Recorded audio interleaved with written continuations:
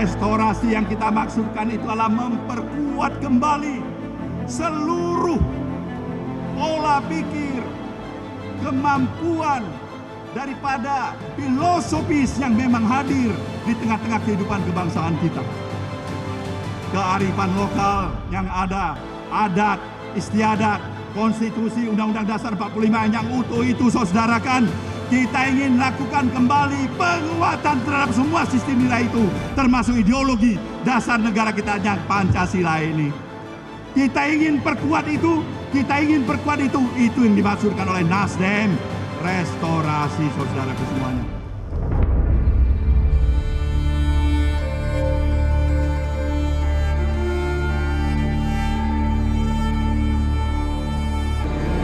Sejak didirikan pada tahun 2013 lalu, Partai Nasdem telah memiliki semangat gerakan perubahan untuk merestorasi Indonesia. Nasdem menjadi satu-satunya partai baru yang berjaya secara elektoral pada pemilu 2014 dan pemilu 2019. Kejayaan Partai Nasdem di kancah perpolitikan nasional tidak terlepas konsistensi politik tanpa mahar yang sudah diusung sejak awal. Politik tanpa mahar membuat Partai Nasdem mudah membangun koalisi untuk mengusung para calon kepala daerah. Nasdem berada satu langkah lebih maju dibandingkan partai lain yang masih kesulitan mengusung calon kepala daerah karena terhambat kepentingan mahar. Hasilnya terbukti, Pilkada Serentak Provinsi 2018 memberi angin segar bagi Partai Nasdem. Dari 17 provinsi, pasangan calon yang diusung Partai Nasdem unggul di 11 provinsi dan melampaui target 10 kemenangan dari yang ditentukan oleh DPP.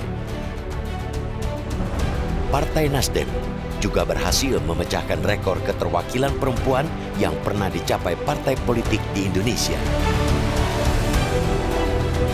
Sebanyak 32,2% dari total caleg yang lolos ke Senayan adalah perempuan.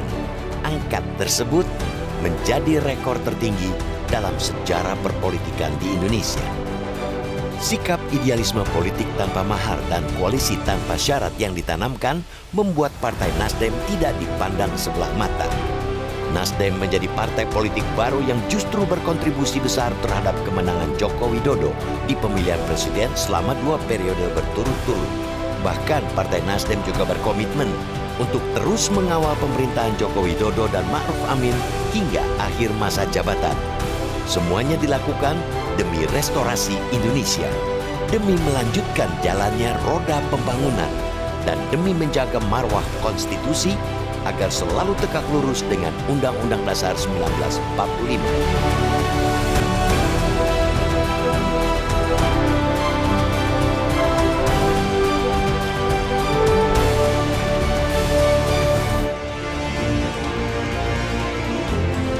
Pencalonan Partai Nasdem terhadap pasangan Anies Baswedan dan Muhaimin Iskandar menjadi bagian strategi untuk terus melanjutkan pembangunan yang saat ini berjalan.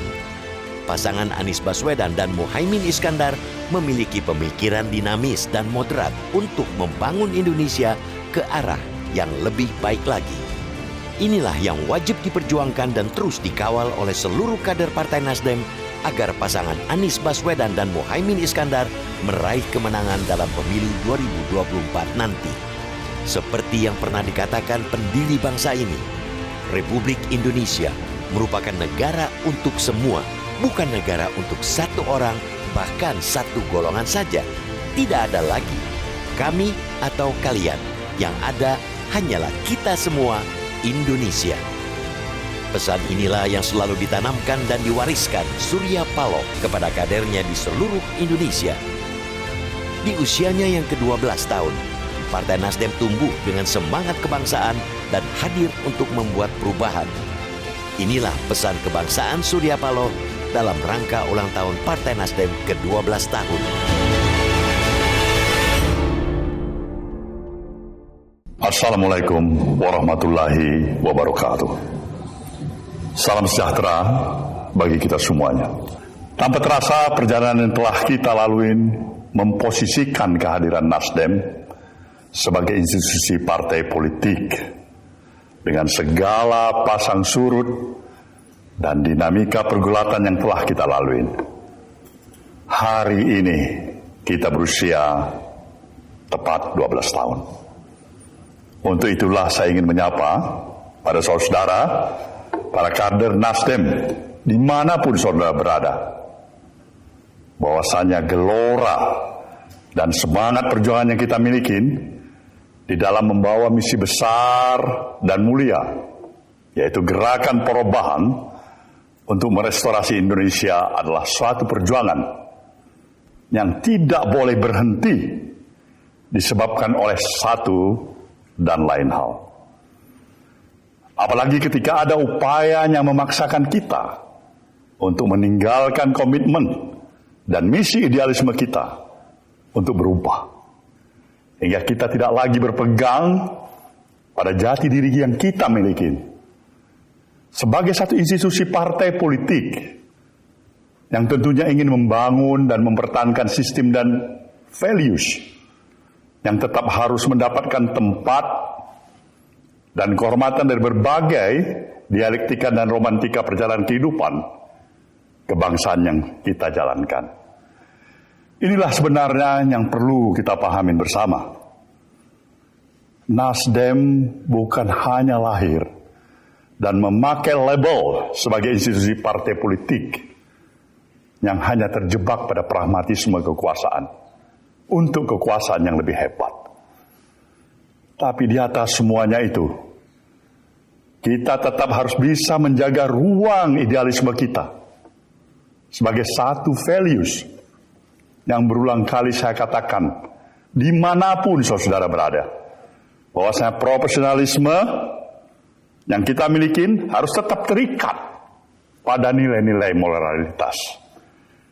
Kita memperkenalkan gaya politik yang baru di tengah-tengah cibiran bahkan yang dihadapkan pada kita ketika kita memperkenalkan politik tanpa mahar sebagai satu bagian konsistensi dan sumbangsi yang ingin kita berikan dalam upaya mempertahankan nilai dan values dari apa yang kita katakan sebuah moralitas dari satu interaksi kehidupan keseharian kita.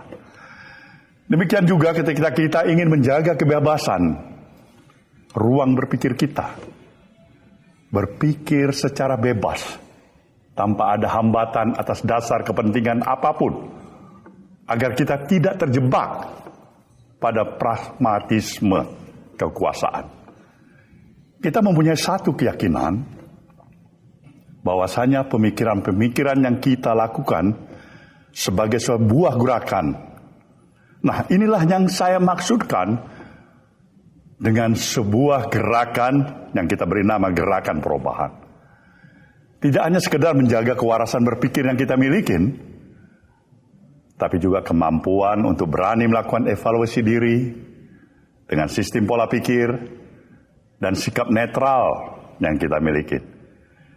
Hingga bisa menemukan suatu budaya baru kembali untuk menjaga azas kepantasan, azas kepatutan dari sebuah sistem nilai bermasyarakat.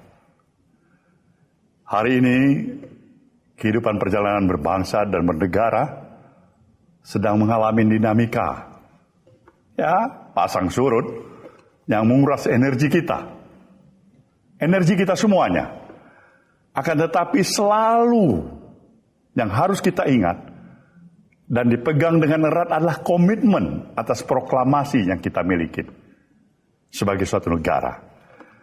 Dan inilah bagian dari tugas sejarah untuk terus melakukan jihad kebangsaan yang akan memisahkan mana yang baik dan mana yang buruk bagi negara kesatuan Republik Indonesia. Janji suci yang diikrarkan oleh para pendiri bangsa tentang negara ini adalah negara republik. Semangat mengatur diri sendiri, semangat berpemerintahan sendiri, yaitu semangat egalitarianisme atau kesetaraan yang diterjemahkan dengan piawai sebagai semangat kegotong royongan. Di atas pondasi semangat itulah kita tidak menempatkan hak individu atau golongan di atas kewajiban konstitusional. Dalam tahap yang lebih lanjut, hak-hak individu harus selalu berada dalam koridor menjaga kehidupan bersama untuk tidak menjadi sakit. Maka dalam konsep dasar republikanisme, Indonesia harus merujuk pada ide kedaulatan rakyat. Konstitusionalisme, representasi, dan pembatasan kekuasaan. Saudara, para kader Partai Nasdem yang saya banggakan. Seorang pemikir pernah menyatakan, kekuasaan adalah power yang tend to corrupt. And absolute power adalah corrupt, absolutely. Saya pikir ungkapan tersebut begitu berarti pada hari ini. Negeri kita ini, mau tidak mau, suka atau tidak suka, telah menimbulkan keprihatinan yang luar biasa terhadap kita semuanya, warga negara bangsa ini. Awalnya kita melihat segala bentuk penyelewengan itu hanya berada di level tertentu. Namun semakin ke sini, kita semakin menyaksikan hampir di semua level. Gejala seperti itu sudah sedemikian memprihatinkan. Dalam falsafah Pancasila, kekuasaan itu jelas diberikan oleh Tuhan Yang Maha Esa melalui tangan-tangan rakyat, melalui suatu mekanisme pemilihan umum. Ketika kekuasaan itu sudah diraih, maka itu harus digunakan dalam rangka membangun kehidupan bernegara dan berbangsa. Tentunya secara baik dan benar, secara sehat, dan tentu sekaligus yang bermartabat, sebagaimana yang telah diamanatkan oleh konstitusi. Pancasila sendiri adalah azas kehidupan bernegara, yang di dalamnya terkandung nilai-nilai keluhuran bagi kita sebagai suatu bangsa. Bangsa ini dituntut untuk rendah hati, bahwa segala yang kita miliki ini adalah sebagai anugerah dari Sang Maha Pencipta. Para pendiri bangsa ini telah merumuskan nilai-nilai dari prasa keadilan sosial, bukan kesejahteraan sosial atau kemakmuran sosial. Keadilan adalah hukum yang universal agar kehidupan di dunia bisa berjalan sebagaimana mestinya. Keadilan adalah terjadinya keseimbangan di dalam hak dan kewajiban. Dalam estetika, keindahan adalah manifestasi keadilan. Dalam etika, kepatutan adalah manifestasi keadilan. Dalam hukum, ketentuan dalam segala perundang-undangan dan lembaga peradilan adalah manifestasi dari keadilan. Dalam sebuah kompetisi, berkompetisi secara fairness adalah bentuk rasa keadilan itu. Saudara, semua manusia bisa dan selalu menerima kenyataan apapun yang menjadi nasibnya ketika itu didasarkan oleh nilai keadilan. Kita semua bisa menerima untuk selalu menjadi rakyat jelata, asalkan itu bersandar pada keadilan. Sebaliknya kita tidak bisa tinggal diam ketika ada penguasa kekuasaan yang berlaku tidak adil demi kepentingan tertentu, demi kepentingan kelompoknya. Bangsa kita bisa menerima kenyataan apapun. Bahkan bangsa kita menerima kenyataan apapun, baik itu pahit, getir, duka, nestapa, asalkan ia lahir dari perilaku yang berdasarkan nilai keadilan, nilai kepatutan, dan kepantasan. Sebaliknya, sejahtera apapun, semakmur apapun suatu bangsa, jika tidak ada keadilan di dalamnya, maka gugatan demi gugatanlah yang akan terus datang silih berganti. Keadilan adalah rasa. Keadilan adalah spiritualisme. Keadilan adalah nilai yang senantiasa membimbing manusia pada hidup yang sesuai dengan sunatullah. Itulah mengapa di dalam negeri yang makmur dan sejahtera tetap ada lembaga peradilan itu. Itu karena keadilan bukan hanya tentang kemakmuran dan kesejahteraan saja.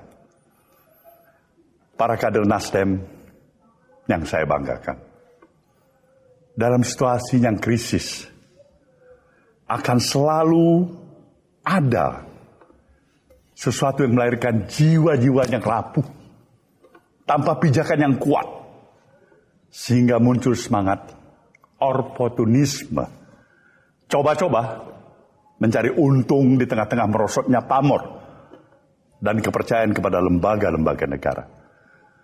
Mereka bahkan biasanya adalah orang-orang yang terdidik, yang terpelajar, dengan berbagai keistimewaan yang melekat pada dirinya.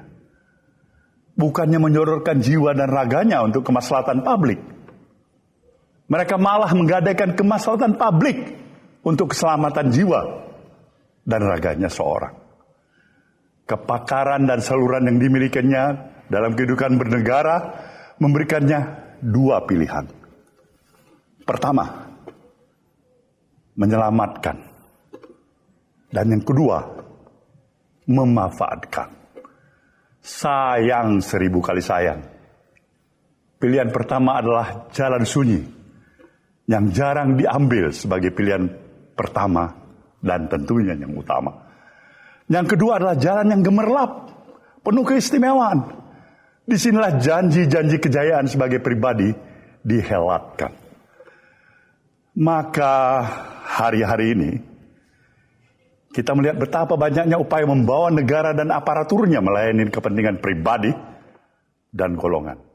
Upaya membawa negara dan aparaturnya kepada kepentingan praktis macam itu telah melahirkan social distrust, ketidakpercayaan sosial, ketidakpercayaan rakyat pada negara. Kritik kemudian muncul dalam bentuk sinisme dan cemoohan yang sudah sangat kasar sebagai bangsa yang beradab.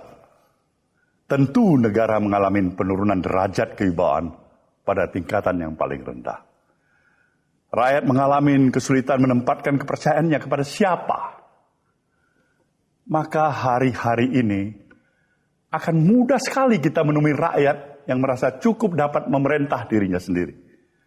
Saat ini kita berada di ujung tanduk kerusakan yang paling mencemaskan sepanjang kehidupan berbangsa dan bernegara. Kita berharap semua pemimpin nasional dan rakyat tidak kehilangan kontrol, loss of control. Saudara, para kader yang saya banggakan, belajar dari berbagai peradaban yang besar. Kehilangan adab adalah selalu melahirkan kebingungan ilmu dan melahirkan pemimpin palsu. Seorang pemimpin dengan begitu bukanlah mereka yang dipuja saat cemerlang dan dihujat saat redup. Seorang pemimpin adalah otentitas dalam kerelaannya untuk mengorbankan dirinya dalam mencapai keadilan dan kemakmuran bagi rakyatnya. Pemimpin adalah mereka yang akan menggenggam konstitusi lebih erat dibandingkan ikatan paling primer dalam dirinya. Kesejatian ini hanya akan terlihat dalam ujian menghadapi masa-masa menentukan. Masa-masa yang dalam bahasa Bung Karno ya, selalu ditegaskan, ya, very, very close. Masa-masa yang berbahaya sebagai bangsa. Pertarungan besar sedang terjadi karena 1-2 kelompok akunturir yang siap mencadangkan kepentingan rakyat untuk sekedar meraih kekuasaan. Kita sebagai bangsa tentu menginginkan yang terbaik bagi kelanjutan perjalanan kita ke depan. Meskipun masa-masa ujian pasti ada, tapi semangat kebangsaan adalah nalar yang harus dijaga sepanjang hayat kita masih dikandung badan. Kita tidak bisa melihat saat ini sekian banyak maling yang teriak maling Sekian banyak pula yang telah menjadi musang berbulu ayam. Kita berada pada compang-campingnya etika dalam kehidupan berbangsa. Kita sedang menyaksikan ciri-ciri kemunafikan bekerja. Mereka yang berusaha menghindari suatu kejahatan dengan melangkah menuju kejahatan lain yang berlawanan. Saya kutip satu pesan dari Bung Adam Malik dalam In the Service of Republic. Dalam permainan ini, cepat atau lambat, semua orang harus pergi. Penguasa akan hilir mudik berganti. Politisi pun demikian juga. Namun, negarawan akan selalu berada dan hidup di tengah-tengah rakyat dan bangsanya. Kita selalu ingat pesan khusus pada pemimpin-pemimpin kita terdahulu untuk selalu mendem jero mikul dur, mengubur dalam-dalam, memikul tinggi-tinggi. Setiap pemimpin pasti ada kekurangan, pasti ada kesalahan. Namun setiap pemimpin selalu ada pencapaian yang gilang gemilang. Itu kita katakan sebuah legacy yang dia harus diangkat sebagai contoh teladan. Satu ujian penting dalam hidup berbangsa dan bernegara bukanlah apakah akan muncul tokoh-tokoh sekaliber para pendahulu kita, tetapi melainkan apakah pemimpin formal atau informal, yang terutama organisasi kemasyarakatan, organisasi termasuk partai-partai politik, berani bertindak untuk mencegah kerusakan yang terjadi pada bangsa dan negara. Republik ini membutuhkan keberanian untuk tetap waras dalam berpolitik, untuk tetap selalu memegang prinsip-prinsip dalam konstitusi. Tidak ada kekuasaan besar maupun kecil yang pernah diizinkan bertakhta terus-menerus sepanjang zaman. Sejarah telah menyampaikan kepada kita bahwa berapa besar pun kekuasaan seorang manusia, di satu waktu dia akan berakhir juga.